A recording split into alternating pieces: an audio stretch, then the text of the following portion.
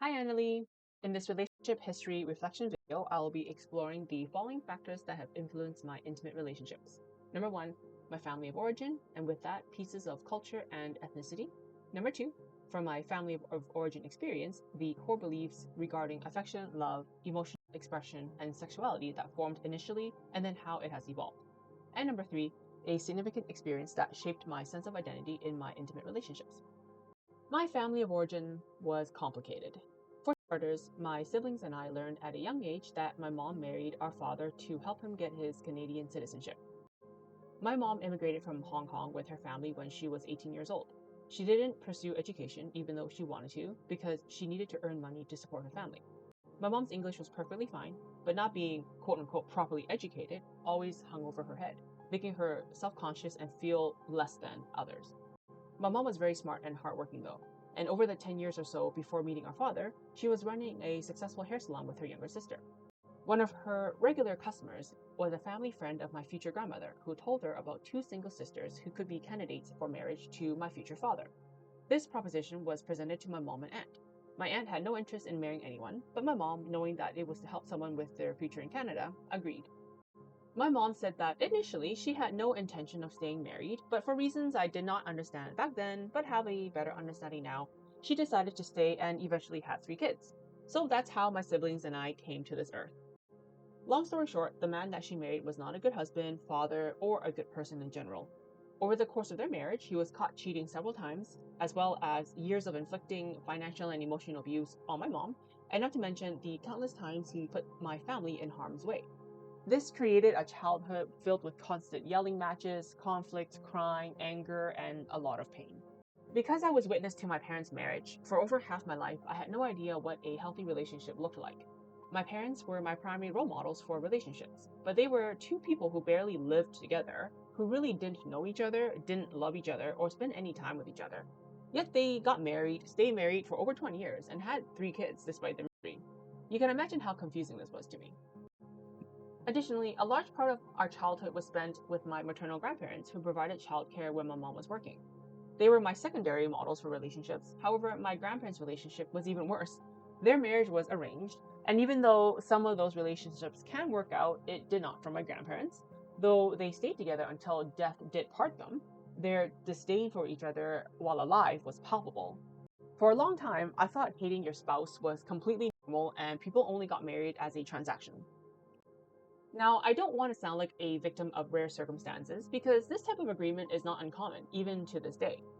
In fact, reflecting on this experience, I am grateful for this now because I think knowing at a young age that these types of agreements existed showed me the pragmatic side of being in a relationship. Seeing that marriage was not always a fairy tale and that it could also be a sham, I was never the girl who dreamt about her wedding day or pictured her father walking her down the aisle, so my future intimate relationships were not orbited around the idea or a goal of a romantic marriage proposal or a big fancy wedding. Going back to the culture and ethnicity piece, I remember often feeling frustrated and even disappointed with my mom for staying in a horrible marriage for so long. At first, she said that she did not want to disappoint her parents with a divorce. Understandable, because her father was very traditional, as in misogynistic, and did not condone divorces, even in extenuating circumstances like abuse or infidelity. Although my mom did keep a lot of secrets from her side of the family, so I actually don't know how much they knew. Additionally, she thought it would have brought a lot of shame to her family, and also to us, and she did not want that.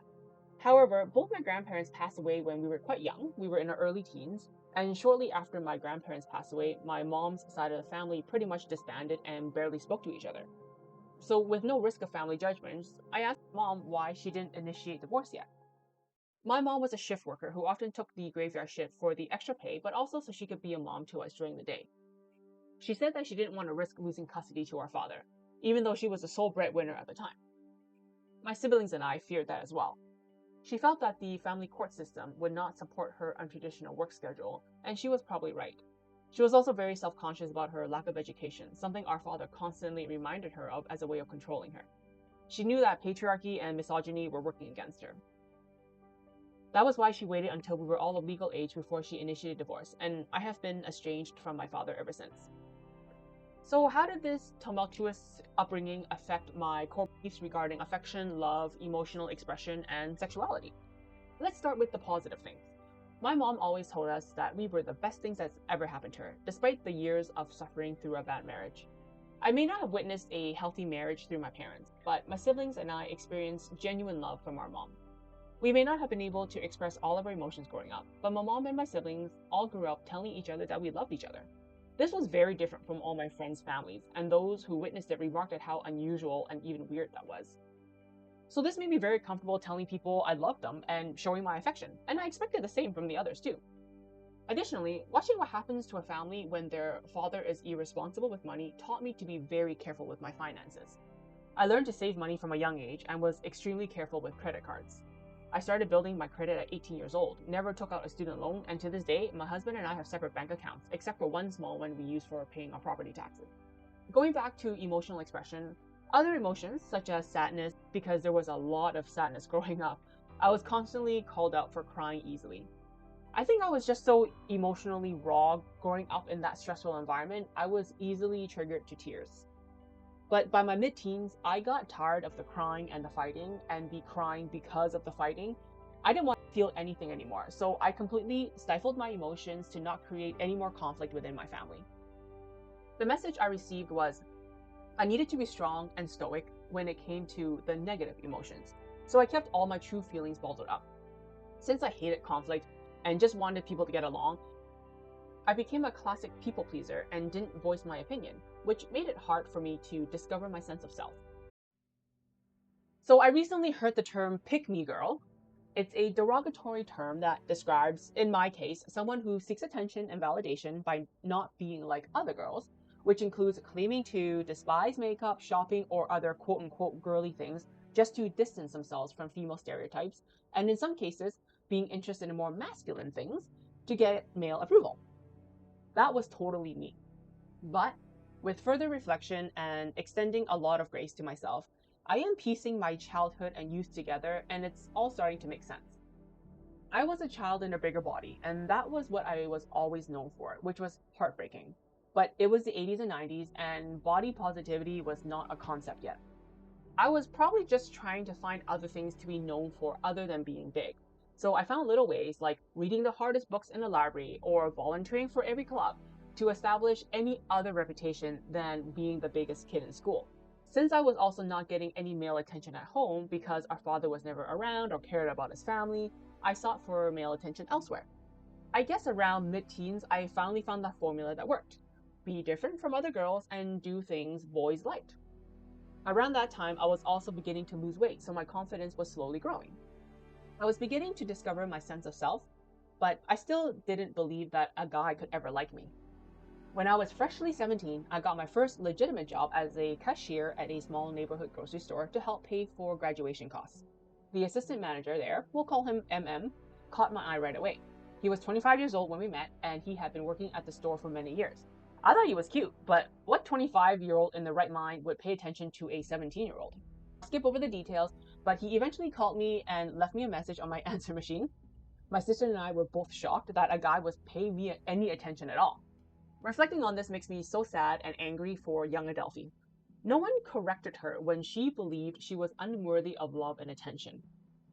But there are so many culminating factors that led up to this point that clouded my judgment so much that I didn't see the huge red flag that was in front of me, which was a grown man calling a teenage girl at home. This grown man eventually became my first boyfriend. The power dynamics highly favored MM. He was the store's assistant manager, he was much older, and he had a car. Of course, to a vulnerable 17-year-old with low self-esteem, with no real-world experience, with no concept of what a healthy relationship looked like, would be drawn to someone like that, someone with power. I was also sexually inexperienced and repressed because we never talked about sex at home, and my close group of friends were also a bit shy, so I was eager to learn from an older guy. I consider myself lucky that MM was pretty smart in the sense that he did not take advantage of me sexually. What I did learn from this relationship was what I wanted in terms of respect and consideration from a partner. I was still a people pleaser at this time, and I rarely showed my anger. But I remember one time he made me wait for him for over 2 hours, which stirred a visceral reaction in me.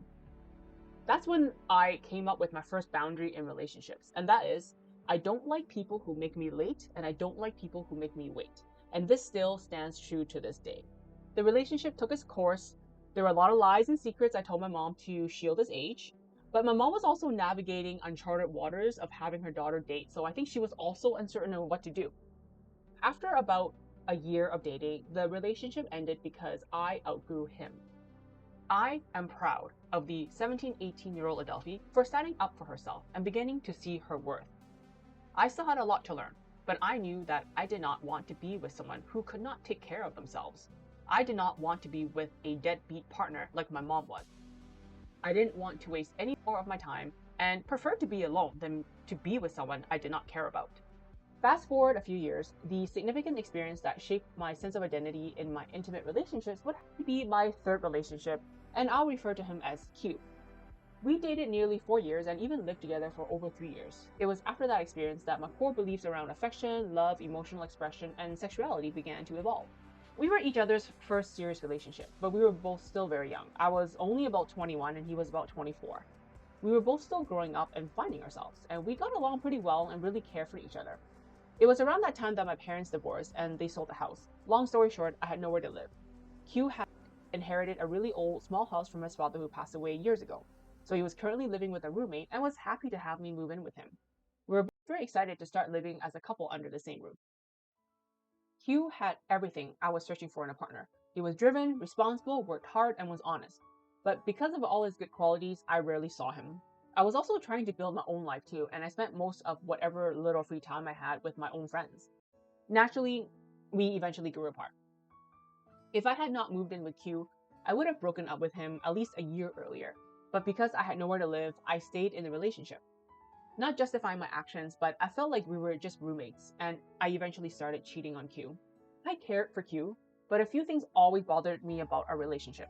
He found it really challenging to tell me he loved me or express any emotions that he had. This was the total opposite of me, which I found so hard to understand and even inexcusable. He prioritized earning money over our relationship because his goal was to renovate his house. This was more understandable because I grew up in an environment where money ruled supreme. But I still held it against Q, probably to justify my own horrible actions. The thing is, Q was like this from the beginning, but I had the notion that I could change him, which I see now as being unfair to him.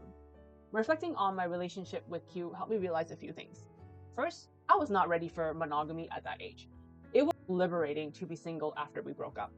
Second, I think I unconsciously paralleled my parents' relationship.